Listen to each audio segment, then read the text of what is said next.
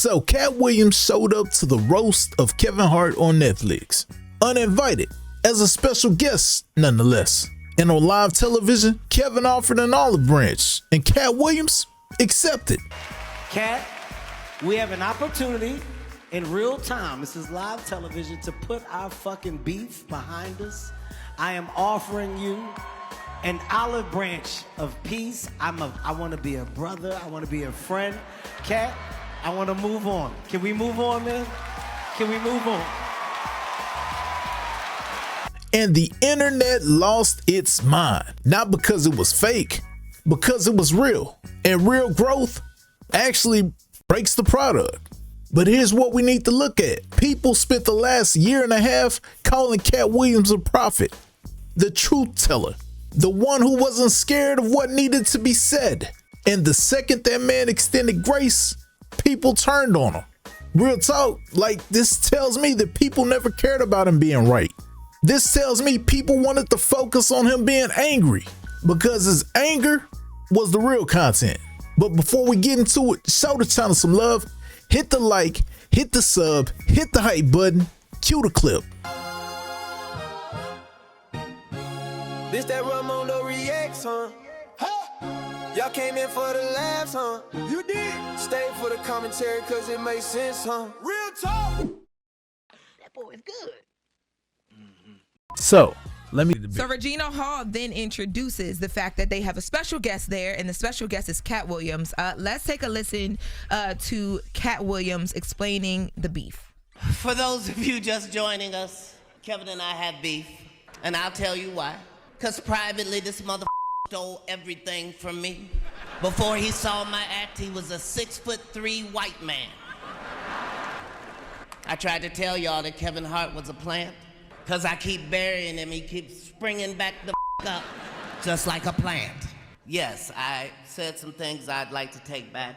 Some things I said were misunderstood. I did say that Kevin was a Hollywood puppet, and I want to explain that, because it might not be what you think. I meant that the head of Netflix literally has his whole hand up Kevin's ass and can make him do anything.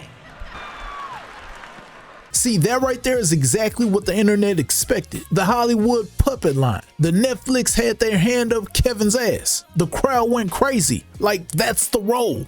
That's the product. Stay in that lane. Crash out, then let them clip it. Kevin only has one rule in his movies. No N-word. And that N-word is no. It's never said it, never ever. Now, they did have a moment on stage where, you know, because there has been the beef between Kevin Hart and Katt Williams where they make up. Let's take a listen. Me and this man have been at odds for years on years. You coming out here, quite the fucking surprise. But Katt, I can sit and I can watch you, I can laugh, because I'm a fucking fan first, okay? I'm a fan first. Katt, we have an opportunity in real time, this is live television, to put our fucking beef behind us. I am offering you an olive branch of peace. I want to be a brother. I want to be a friend. Katt, I want to move on. Can we move on, man? Can we move on? But when Kevin got to the mic, instead of firing back, he said, I'm a fan first. I want to be a brother. Can we move on? And Katt accepted it. But I need y'all to sit with that because the internet, well, they were waiting for round two. They needed the war. They needed somebody to win. They needed a villain and a hero. And these two men said, nah, we're good. See, here's what Kevin was supposed to do according to the internet. Stay defensive. Let Katt play the prophet forever. Let the conflict run. But instead, he did the one thing the internet doesn't know how to monetize. He chose peace. But here's what I find interesting. Go look at the comment section of anybody covering this reconciliation. Half the people are there calling Katt soft. Half the people are calling Kevin fake. I mean, are you actually mad they made up? Why? Because the Katt Williams Destroy Kevin Hart compilations aren't moving like they used to? Because the commentary channels ran out of episodes? Now, if you think about it, here's where the disconnect really starts. The same audience saying real men don't hold grudges, that same audience in the comments is calling Katt a sellout for letting it go. Which is it? See, that's the thing about the internet and black men specifically. There's a role you're supposed to play. You step outside of it, you're a liar. You're weak. You got paid. You weren't really about what you claim to be. But I honestly digress. Let me show you the specific receipts though, because I want some of y'all that weren't locked in from the beginning to understand what Katt actually said. And then you tell me if anything he said contradicts it.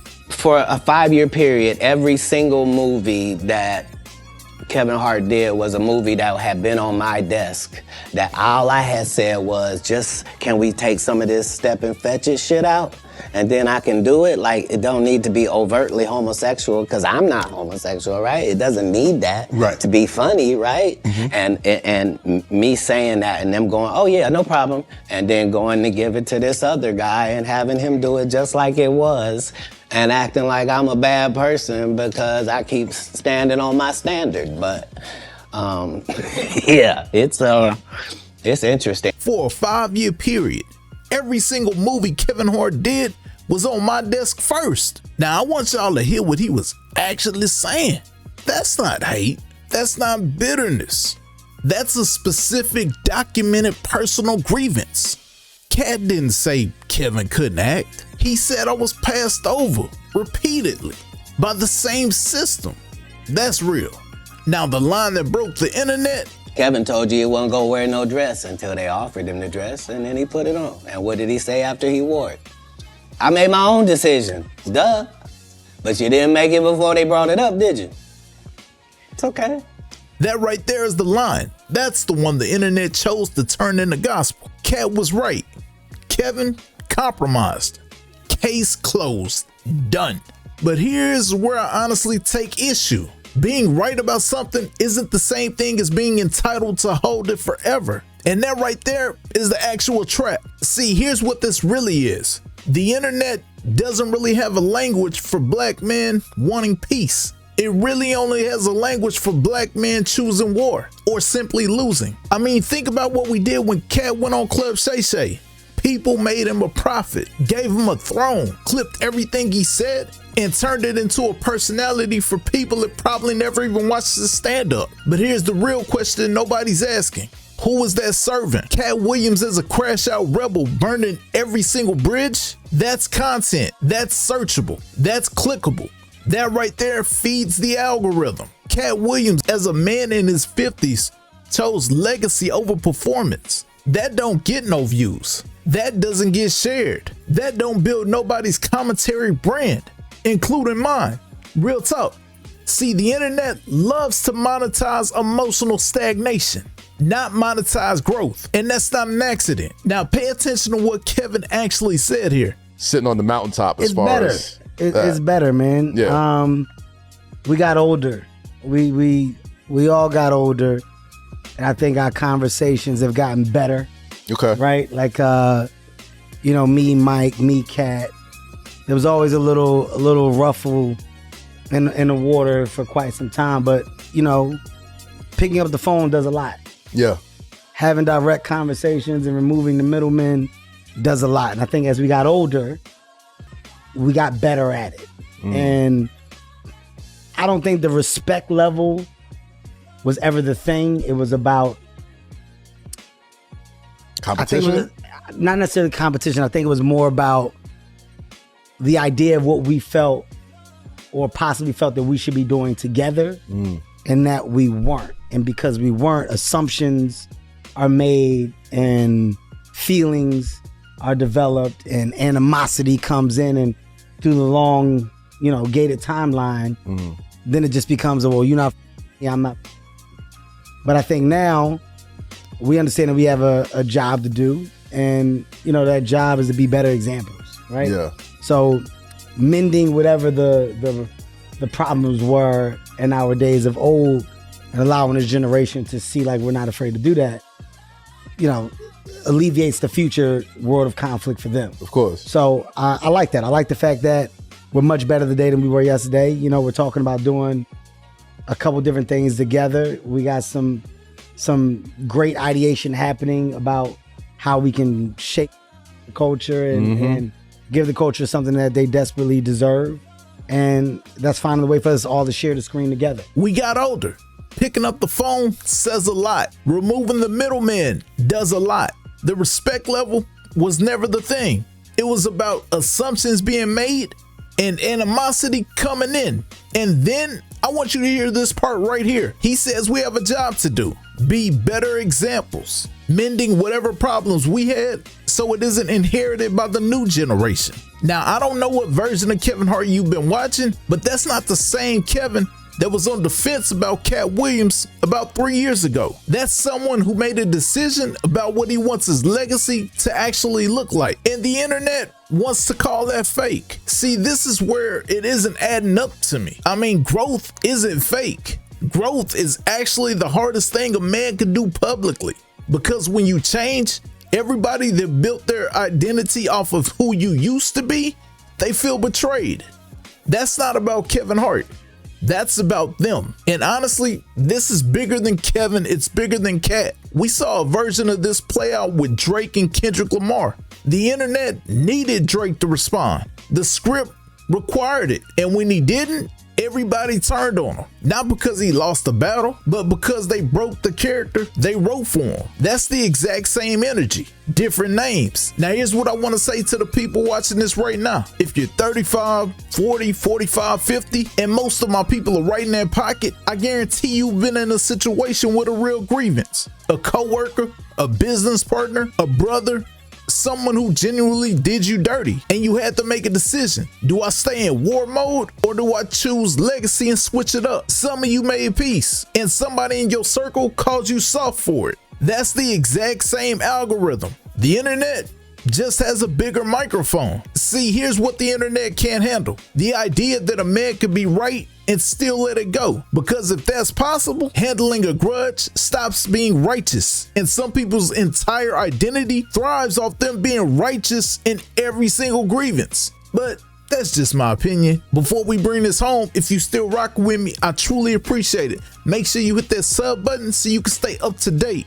I'm in this thing every week, putting out commentary that goes deeper than the headline. But let's get to the last clip. Every comedian you've ever heard of was in LA last week for the Netflix is a Joke Comedy Festival. But the one question on everyone's mind is what happened when Katt Williams saw Kevin Hart? Kevin Hart done went 25 years without ever being in the same building with me. I go in the building, he walk out. You've never seen us in the same building ever in 25 years. It's like that. There were plenty of opportunities for this interaction to take place, given that Kevin and Katt hosted two of the festival's biggest events. But according to Tiffany Haddish, this meeting never happened. No, what was crazy, we was outside, everybody was there, and Katt was there, and he was looking very interesting, and it was super cool, and he's talking to everybody, moving around the room and stuff, talking to everybody. And then as soon as Kevin got there, nobody could find Katt. We took a big old picture. Katt was in the picture too? No, Katt was not there. Katt left right as Kevin. Watch his face. That's not a man that got forced into a moment. That's not a man who was surprised by his own decision. That's a man who knew exactly what he was walking into and walked in anyway. Katt came in there with his jokes ready. The Hollywood puppet line, the plant line, he still did those. But when Kevin offered the branch, he took it, which means somewhere inside of him, he was already ready to let it go. He just needed the right stage, and Kevin gave it to him. And now the internet is mad at both of them. Here's what it comes down to. The internet made money off of Katt Williams and Kevin Hart fighting. Every subtweet, every interview shot, every Katt destroys Kevin compilation video. That was the product. That was the content. That was somebody's channel metrics. And the product just got discontinued. But here's what I want you to really sit with. Are we the consumers of that product? Because if we are, and I'm including myself, then we are part of the reason that men get punished for choosing peace. We keep the algorithm running. We made the rebel identity more profitable than the growth identity. We click on the crash out and scroll past the resolution. Real talk, Katt Williams is 53 years old. Kevin Hart is 45. Two black men in an industry that was designed to pit them against each other for someone else's profit, and they chose to be brothers instead. I feel like that's more than any viral interview moment, but that's just my opinion. Everybody don't gotta agree. What would you have done if you were Katt Williams in that moment? Would you have accepted the olive branch? Let me know in the comments. Until next time, if you enjoy the content and you're not subbed, click the sub button to the right. Show the channel some love, and to the left, more dope content. Until next time, I'm out. This that Raymundo reacts, huh? Y'all came in for the laughs, huh? You did. Stay for the commentary, cause it makes sense, huh? Real talk. That boy is good.